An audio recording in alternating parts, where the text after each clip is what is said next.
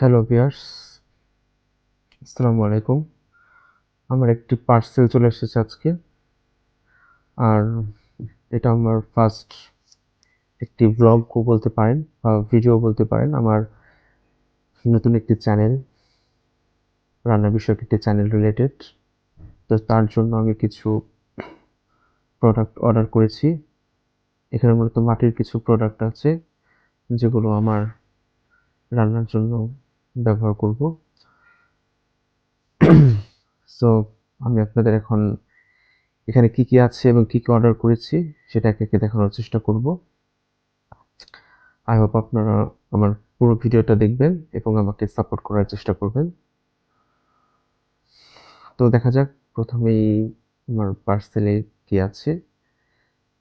এটা মূলত হচ্ছে একটা ভাত রান্না করার হাঁড়ি, সাথে একটি ঢাকনাও আছে, দেখতে খুবই সুন্দর।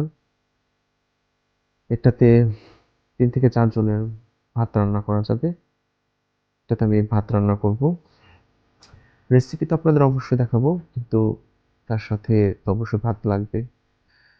তারপরে যেটা আছে সেটা হচ্ছে পানির খাবার মগ।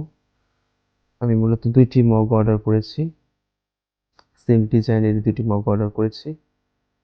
এগুলো আমি সাইডে রেখে দিচ্ছি। এরপর আছে হচ্ছে ওগুলো হচ্ছে প্লেট। প্লেটগুলো দেখতে খুবই সুন্দর। আমি টোটাল 4টা প্লেট অর্ডার করেছিলাম। আপনাদের একে একে আমি সবগুলো প্লেট দেখিয়ে দিচ্ছি। এই হচ্ছে 2টো, আরো 2টো আছে। এই হচ্ছে আরো 2টো প্লেট। এটা আমি সাইডে রেখে দিচ্ছি। এরপর আছে হচ্ছে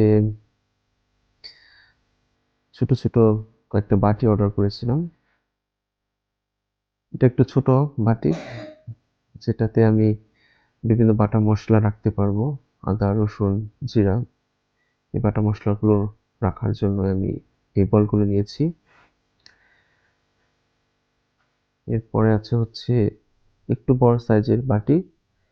এটাতে মাছ ভাজা বা বিভিন্ন ভাজাভুজি যে করব সেটা সার্ভ করার জন্য সার্ভিং বোল হিসেবে এটা ব্যবহার করব। এটা দেখতে খুবই সুন্দর। এটা আমি সাইডে রেখে দিচ্ছি। এরপরে আছে হচ্ছে এটিও একটি প্লেট, বাট এটা আমি মূলত ব্যবহার করব বিভিন্ন মসলা, গুঁড়ো মসলাগুলো আলাদা আলাদাভাবে সুন্দরভাবে সাজিয়ে রাখার জন্য, যেটা আমাকে রান্নার জন্য খুবই হেল্পফুল হবে। এটা সাইডে রেখে দিলাম। এরপর আছে হচ্ছে একটু ডিপ দেখে আমি একটা বোল নিয়েছি। এটাতে মাছ বা মাংস আমি যেটাই রান্না করব না কেন, রান্নার আগে ধুয়ে পরিষ্কার করে এটাতে রাখা যাবে, সেজন্য এটা নিয়েছি। এরপরে যেটা, এটা হচ্ছে সার্ভিং বোল। এটাতে আমি তরকারিটা রান্না করে এটা সার্ভ করার জন্য এটা ব্যবহার করব। ঢাকনা সহ এটা পেয়েছি, খুবই সুন্দর, খুবই ইউনিক দেখতে। এরপর আমি আরেকটা সার্ভিং বোল নিয়েছি, যেটাতে আমি ভাত রান্না করে এটাতে সার্ভ করতে পারবো। এটাও সাথে একটি ঢাকনা আছে। এটি দেখতে খুবই সুন্দর। এটা আমি সাইডে রেখে দিচ্ছি। এরপর দেখা যাক কি আছে। এটা হচ্ছে 2টি স্পুন বা চামিচ, যেটাতে একটি ভাত এবং একটি তরকারির জন্য আমি ইউজ করব। এটা দিয়ে ডাল জাতীয় খাবারই আমি ইউজ করতে পারবো। একটু গোল টাইপের আছে।